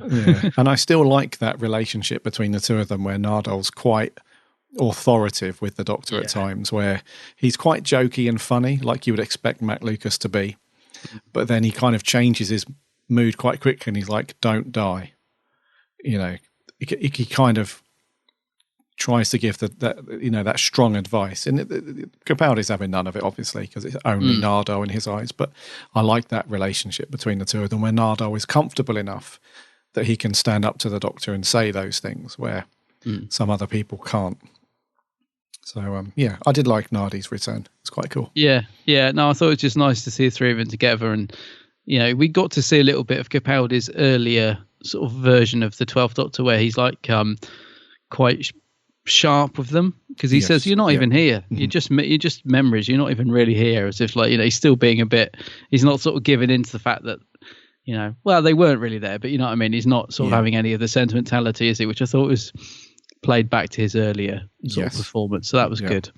Speaking of Capaldi, actually, I think he did a fabulous job with the script here. It was one of those kind of Matt Smith situations for me, where the script and the story wasn't that good, but he absolutely just ploughed on and carried it forward, and every scene that he was in, pretty much, he either had that kind of strong classic Who feel to him, like some of the earlier Doctors, or you saw his. I mean, he was pretty strong throughout most of the episode, really. Even right at the end, when he was regenerating, he was still quite, powerful with his little final speech, and there wasn't any tears, put it that way. No, he was excellent in it, I thought.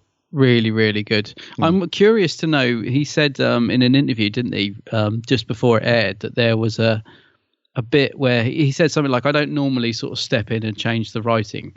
He said, but there was something towards the end of the regeneration that I just said, could I change that? Because I don't think that's what my doctor would say. And apparently Stephen Moffat was like, I'll rewrite it, and rewrote it overnight. I'm really curious to know which bit that was. I kept thinking it all the way through. I wonder which bit well, I suppose if it was rewritten, we wouldn't know, but which bit was changed or what was originally written. I'd be interested if the Moff ever does a book like Russell's The Writer's Tale. I mean, that'd be fascinating, wouldn't it? Oh, yeah.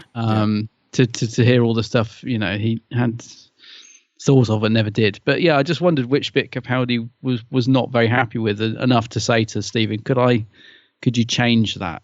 And I think he said it was something to do with the regeneration, but I might be wrong. But it was good. I mean, I love the fact he cares so much, and I thought he was absolutely fantastic in the episode, especially towards the end when he's just sort of looking around and he compares his life to the battlefield and he gives that speech. That was fantastic. That was actually. Cool. Yeah. At what point were you starting to well up? Because there was a couple of moments, but they weren't the moments I thought they would be, if you know what I mean.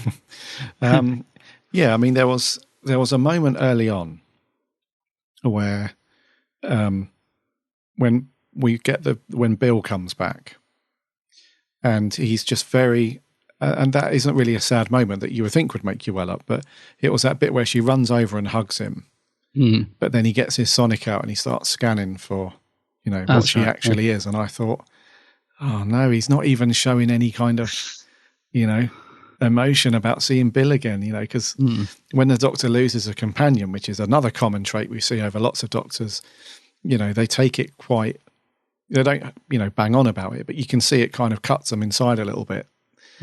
But even then he was like, no. And I thought, oh, Peter, it's like, because obviously we knew Bill was back, but it's just a very different relationship than what we've seen throughout Series 10 with him and Bill. But I really, I started to go when that close-up of Peter in the TARDIS at the end. And he's got it in his mind, I think, throughout the story that he's going to die.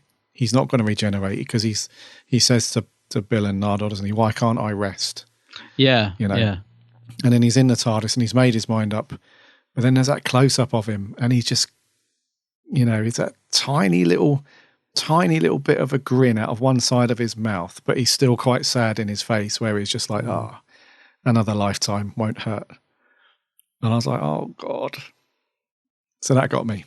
I gotta say, I thought I was getting through the regeneration speech without getting too emotional. And then I think actually weirdly, this might sound strange, but it's when the ring fell off the finger, I suddenly felt a little bit, it was as if that was the final moment of him. Right. He's actually gone. Right. I don't know. It's a weird thing. Maybe it just all caught up with me at that moment. But just seeing, because that's Capaldi's wedding ring, isn't it? Isn't it the wedding ring that he had?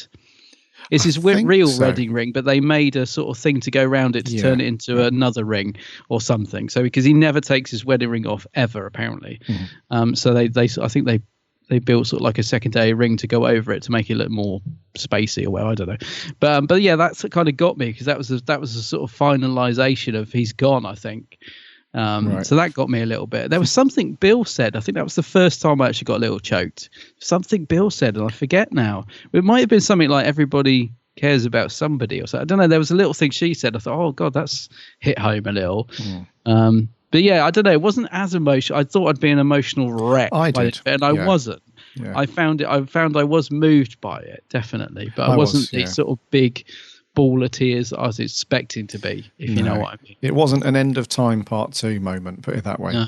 No, which always has me bawling like a small child. But yeah, it was moving for sure. And I'm glad they went back to the over-the-top regeneration as well, because I'm a sucker for that. Because when, when Matt Smith regenerated into Capaldi, it was very quick lightning strike and awful. Wasn't it? It was very, very quick and wow, that was it. So I'm glad they went back to the whole yellow regeneration energy, like exploding and everything kicking off. And the bit I loved was the time rotor bursting into flames in the middle of the glass, and I was like, oh yeah, that's cool. Yeah, I like that. Okay, so leading on to then Jodie at the very end, very, very, because we said it, didn't we? We said, will she be in it as a more of a substantial character, or will we just get the classic right at the end? And I said, I'm pretty sure that it's going to be right at the end.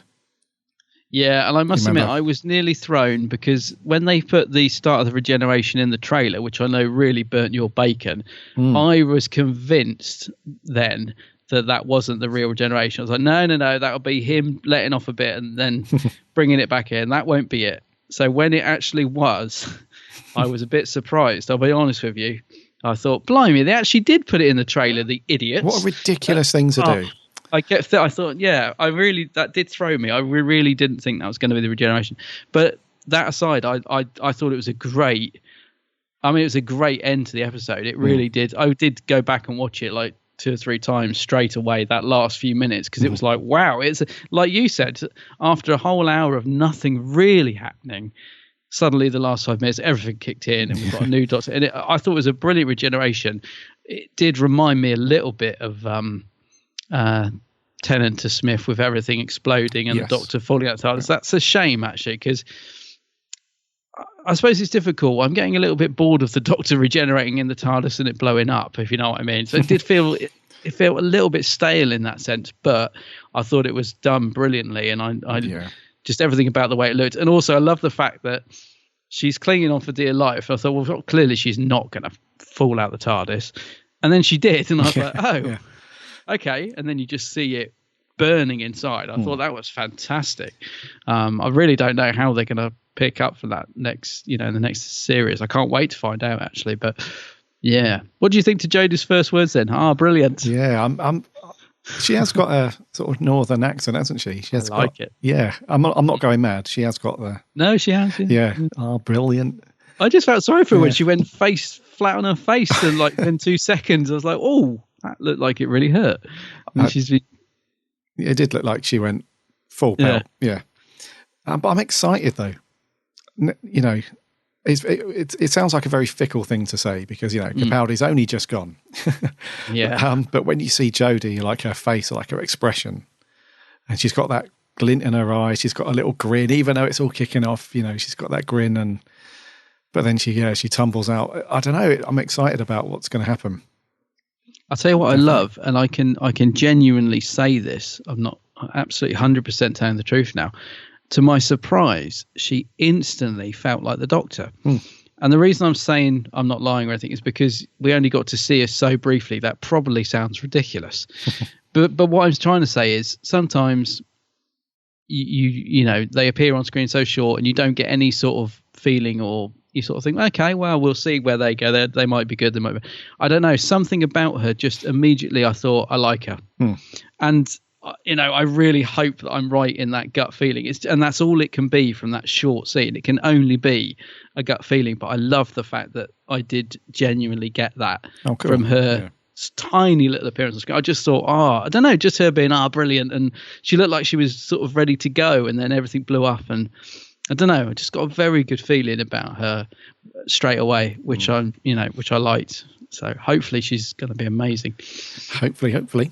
She's got big shoes to fill. I mean, Capaldi, let's just go back to him for a second, was a fantastic Doctor. Once again, a little underserved in the writing, unfortunately, but so glad he got Series 10, because I think things definitely improve for his Doctor in that series. But definitely, but big shoes to fill. But I don't know, I got a good feeling about Jodie. Yeah. She looks cool. Yeah. I don't know why I've got this Davison vibe. I really don't know what that is. Honestly, I just keep thinking it's that sort of lightness, a bit more fluffy, a bit more, I don't know, a bit more fun, smiley. Maybe that's what it is. Just the fact she sort of gave that grin and said, brilliant. I don't know. I'm sort of getting a Fifth Doctor vibe already. I don't know. I'm liking it though. Wherever I'm feeling, I'm liking it. Yes, I agree. Yes. Is there anything you want to mention before we move on to our first scores of 2018? There is just one little thing, and it was something I saw the first day I got back from China, was some screen grabs. I don't know what show it's from. Might have been, they don't have the fan show now, do they? It was some behind the scenes thing. And it was showing the Mondasian Cybermen with Bradley's Doctor and some scenes that they cut from the beginning. Oh, yes, that was... Have you seen that? Now, why would they? Because apparently it's Rachel. I've seen the video. Someone sent it to me. Elijah sent it to me and said, this is what they shot but didn't use, and it's like the bit from the 10th Planet, and she's talking about the fact that the Moff's got the writing wrong, and he's making them shoot from their head, whereas in the 10th Planet they shot from the sort of panels around their waist. So maybe that's why they didn't use it, because they realised it was wrong. But I don't know. It seems odd. I think it would have been lovely to at least have seen the Mondasian Cybermen, even if it was really briefly at the beginning, like it was planned. But what they shot and cut looked great to me. I don't know about you. Like, it looked really good. Yeah, that is interesting. It would have been nice to have seen at least something else. It would have given the episode something extra, for sure. Yeah, maybe because of Bill's exit, and we had quite a big Mondasian Cyberman story at the end of Series 10. Maybe they didn't want to over-egg the pudding, but I don't know. It would have been cool to see. Maybe we'll get it as deleted scenes on the Blu-ray and DVD that's coming out that we can add to the already bunch of Blu-rays and DVDs that we've bought. But I hope so, mate. I would like to see them, because they were only really showing them on the monitor. It wasn't properly, no sound effects and stuff. So I'd like to see those scenes to see because it looked like they really faithfully recreated the 10th Planet set and everything, and we just didn't get to see much of that. So yeah. But no, that's the only thing. That's the only little thing. Hopefully they'll end up on the Blu-ray release. But knowing the BBC, they won't. They'll do a special edition version. Yeah. It's becoming a bit like, in 2030. Yeah. Right, scores. Okie dokie. Who wants to go first? Can you go first? Because I'm struggling with this one. Sure. I will give it a 6.5. Right, 6.5. I'm struggling because I marked it as a 7.5. Right. And then I went back and I wanted to see what I scored Dr. Mysterio. And I scored Dr. Mysterio 7.5, which is surprising. And I definitely enjoyed this more. So I might have to go up to an 8.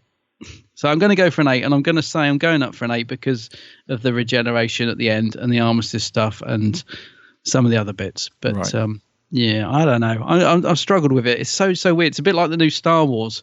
On one hand, I absolutely loved bits of it, and on the other hand, I've got so many issues with it. So it's a difficult one. I think it was good, but not great. So I don't know. I read you. Yeah. What shall I do? 8, a 7? I don't know. Yeah, I scored it fairly low because I thought it was a massive opportunity missed. Yeah. And I'm not happy with the circumstances in which we got this story either. So because Chibnall didn't want to start his era on a Christmas special, and the Moff realised that if they didn't put out a Doctor Who Christmas special one year, they might miss the slot and you wouldn't get them anymore. They was kind of forced into a corner. So he had to rewrite the end of Series 10 and then was kind of forced to write this one. Yeah. So I would have much preferred Capaldi to have gone at the end of The Doctor Falls. I thought, the way, the big explosion that he was involved in at the end, and, I would have much preferred that to be his exit story. Whereas this, it was good, don't get me wrong, but it was just no story in here worthwhile of a decent score for me. I do hear you, mate. I do hear you. Yeah, I just can't really think where to score it, really. I think I should go with my gut of 7.5. I think you want to go? That's what I wrote down. It's just I only changed it because of what I scored Mysterio, because I was thinking, I enjoyed this more than that. But no, that's what I wrote, 7.5. Let's lock that in. Let's lock that 7.5. Final answer. Final answer.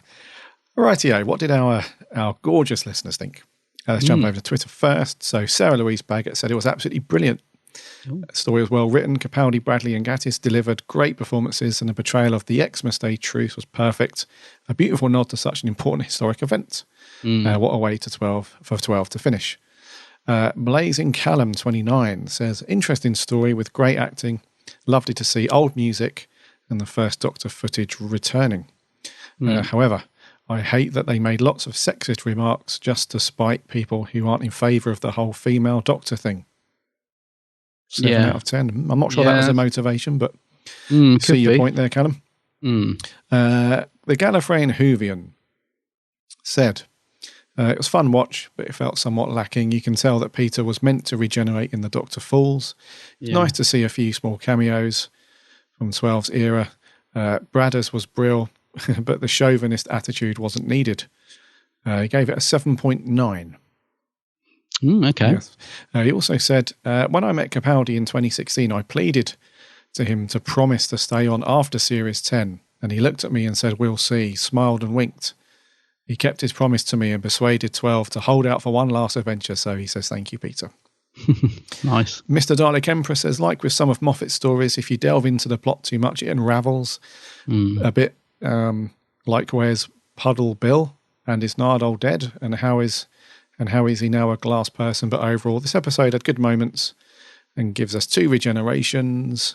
He goes on to say, to add to the growing list of regenerations we've had this decade, which has to be a new record. Sad to see the TARDIS interior go. I feel like it's been underused in some stories, especially Series 9. Jodie's first scene was well written and with atmosphere and with a great cliffhanger, which I hadn't had in a while. The Doctor will obviously survive the fall, as Time Lords don't get hurt during the first 18 hours of a new body. But I'm still excited for Series 11. Yes. Neil, Twitter name Brighter Moon, says, I really liked it. I think the story was perfect, but David Bradley and Peter Capaldi really worked well together. Capaldi especially showing us all how wonderful of a Doctor he is, and I'll miss him. His regeneration was moving, and the introduction to 13 was brilliant. 8 out of 10. Okay. It's an interesting one. Twitter name Little Big Blue Box. Oh, hello. Says, was okay for a bit of a Christmas Day fun. Would have preferred for the regeneration at the end of the Doctor Falls. Was a bit let down by the first Doctor characterization and line delivery. Did enjoy the introduction to 13 and the classic TARDIS. And lastly on Twitter, Finn Walsh says, very lackluster. I thought the ending was the best part of the episode, but I think the Christmas special would have served better as the first episode for the new incarnation. So overall, 6 out of 10. 6. And over on Facebook, I'm going to breeze through some of these quite quickly because you all left very nice but very large comments. Dave Paul Morgan said, high nostalgia content and a lot of nods to the fans. 1918 scenes did bring a tear to my eye. Good production values and musical score. Overall, ending on a high, and I'll give it a 7.5 chameleon circuits out of 10. I like it. Steve Herr says, this was a magical episode. I don't want a complicated plot at 5:30 on Christmas Day. I want exactly what we got, which is gorgeous performances by all concerned. Excuse me, some well-timed humour and writing that brought a tear to my eye. Capaldi will be missed, but one day I'm sure he will return to remind us how perfect he was for the role. I gave it a 9 out of 10. I can definitely see him doing Big Finish, actually. Yes. Oh, yeah, for sure. Martin Arnold gave it a 7 out of 10. Says, interesting story that generally works. Didn't really like the way the companions were brought back. Reminded me of how Amy turning up to say goodbye to 11. That was just pure cheese, and it's mawkish. It also felt a bit disrespectful to the characters. Let them move on. Let Bill be with Heather, Nardole be with the colony ship, and Clara, well, just leave her be. Says, Bradley is excellent. The TARDIS was excellent. But we could have seen more of Ben and Polly. I was going to ask you about Ben and Polly. Well, they weren't worth mentioning, were they? No. Sorry, but they weren't. Of course, they just... Ben said, they had a couple of lines and that was it. From the pre-production stills and everything, I thought we were going to be in it a lot, but... So did I, yeah. There we go. Aaron Ball says, don't you mean 4 as the second Doctor? made an appearance as well. Oh, okay, yeah. The story was simple, which made the characters of the First Doctor and 12 even better. The monster worked, and the entire episode was a metaphor to accept change. Mark's character was very well written. One nitpick was the First Doctor's sexism. Yeah. Can't wait for Jodie to have her first episode. It will be fantastic. Imagine Chris saying that. Lewis Farmer, great story, though the Doctor Falls probably would have been the better exit for Capaldi. The thing that bothered me most was the sexist comments. I've ranted enough about it elsewhere, but it was a complete disservice to the character. Saying that, though, the fact that David Bradley had to say all those lines, yet still managed to make his Doctor warm and indicative of Hartnell, speaks volumes of his acting. Very true. Regeneration was very good, and for those 2 words, I can tell I'll love Jodie as the Doctor. She looks fantastic. 7.5. Awesome. Callum MacArthur absolutely loved the story. 9 out of 10. Miles McKenzie truly loved this episode. The chemistry between 1, 12, Bill and the captain was great, although the sexism from 1 wasn't 100% accurate. I didn't mind as I laughed at how 12 and Bill were reacting. He gave it a 12 out of 10. Jason Thayer, Capaldi did some of his best acting ever, and Bradley was excellent. My only gripe was the overemphasis on the First Doctor's sexism. He wasn't like that at all. Harry Walker, while overall I didn't think this episode was remarkable, there was a lot of lovely stuff in it. It's tremendous to see more than one Doctor together. Given the points of the Doctor's life these 2 incarnations are at, it makes perfect sense that they are both reluctant to regenerate. 8 out of 10. Joseph Howarth, I thought it was pretty good for a Crimbo special. I defiantly think it worked as a character piece. And honestly, after the high octane action of the final for Series 10, I didn't want the 12th Doctor to have a special be action orientated, so I thought it was a good compromise. Oh, I see what you mean. Bradley was good as the First Doctor, very convincing.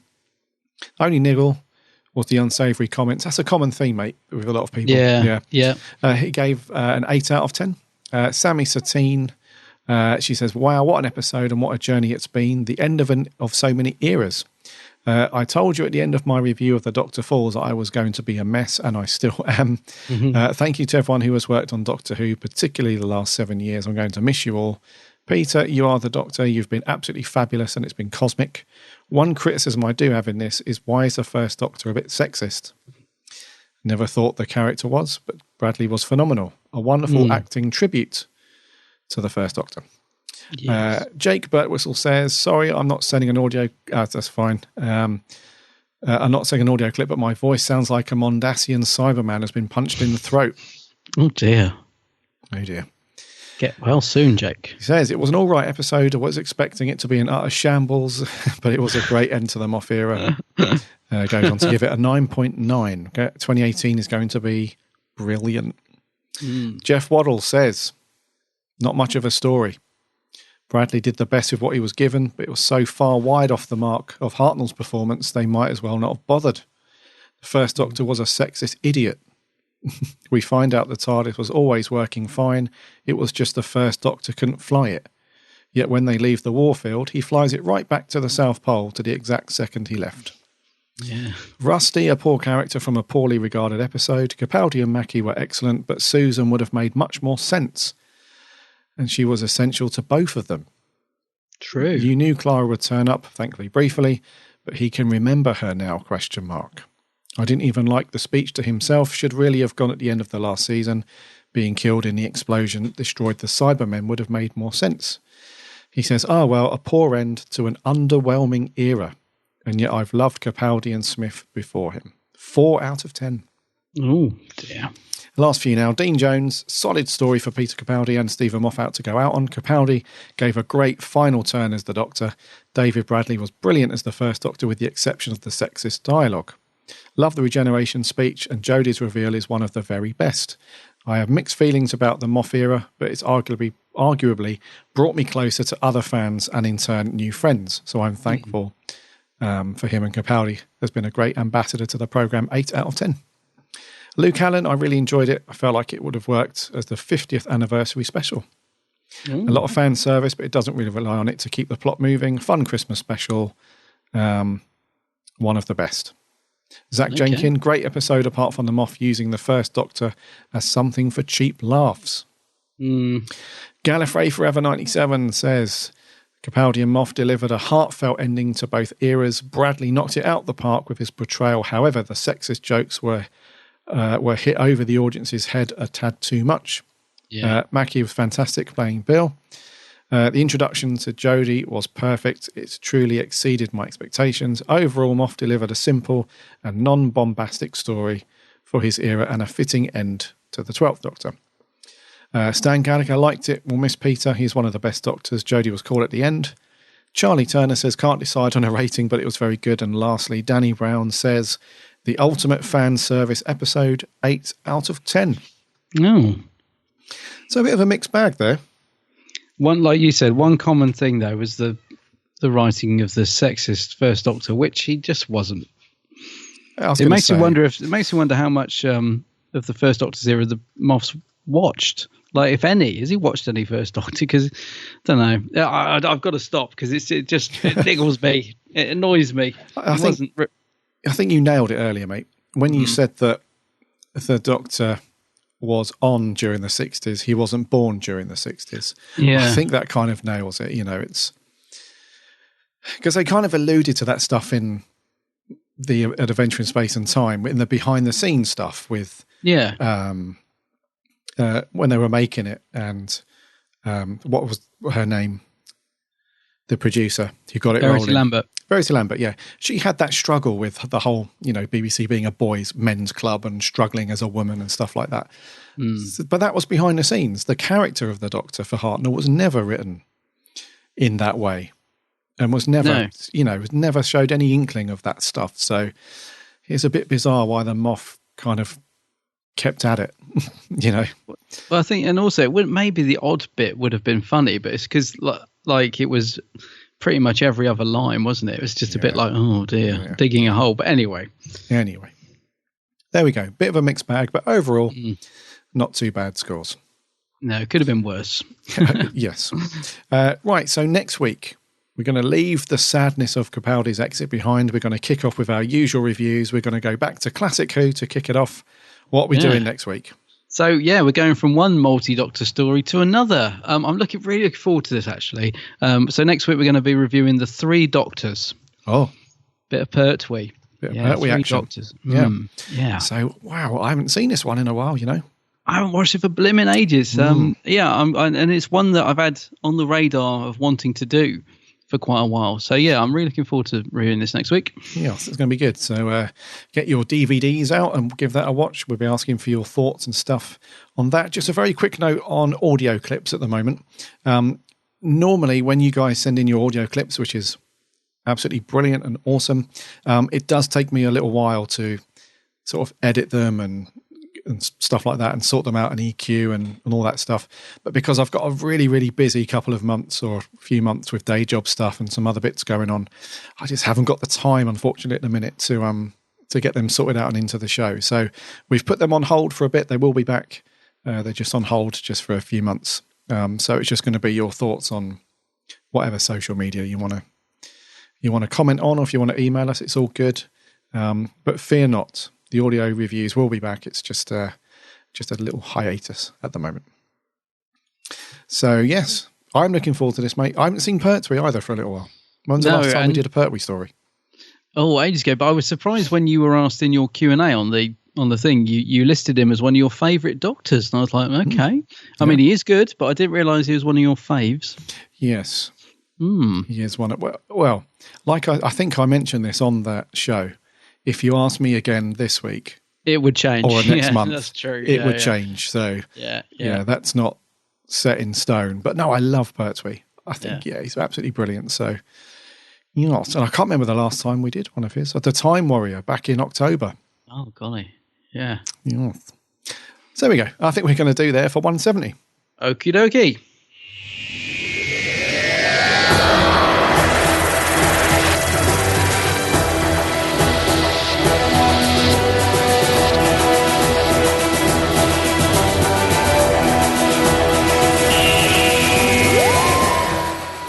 Thank you so much for joining us back in 2018 for the Big Blue Box podcast. It's been awesome talking through all the stuff that we've missed while we've been away. And we've had quite a few cool news items to go through, some interesting bits regarding merch as well. I think it's going to be an interesting time this year for what's going to happen with box sets and complete roundup sets and Doctor sets, and could be an expensive year. It could be, if we get any of it in the UK. That's true, yeah, if we get any of it, yeah. So next week, the 3 Doctors, get that watched, because we'll be asking for your thoughts on that as always. Looking forward to that. In the meantime, head over to the website, www.bigblueboxpodcast.co.uk. You can listen to all of our shows on there, plus our lovely writing team should be back next week, pumping out some really cool articles for you guys to get stuck into. You can also link off to all the social stuff from there. Just do a search on Twitter and Facebook and all that jazz. We're on there somewhere. Just search for the Big Blue Box Podcast. And you can also subscribe on all of the podcast channels, namely iTunes. We're on there. We're on Stitcher and Podbean, and we're on Spotify now. Everywhere. Anywhere you want to listen to us, just do a search and give us a subscribe. That'd be awesome. And if you're an iTunes listener, if you could spare a moment for a review and a rating, that'd be awesome, because that really helps. Also, check out Adam's channel, The Geeks Handbag. Geeks Handbag, yes. Old geeks. Just go and have a look. Go and have a gander. Yeah, so jump onto YouTube. Adam's got a thriving YouTube channel there with so many good videos. And you're also on Twitter and Facebook and everything, aren't you? And I'm everywhere. Instagram and Snapchat, the whole bleeding lot. The whole shebang. He's on there. No, some great stuff over there. So you get lost for ages searching through Adam's stuff. So go and check him out. We'll be back next week for episode 171, where hopefully there'll be a little bit of Doctor Who news knocking about that we can report on. Probably some merch. So it'll be good. Have a cracking week. And until then, my name's Gary. My name's Adam. And remember...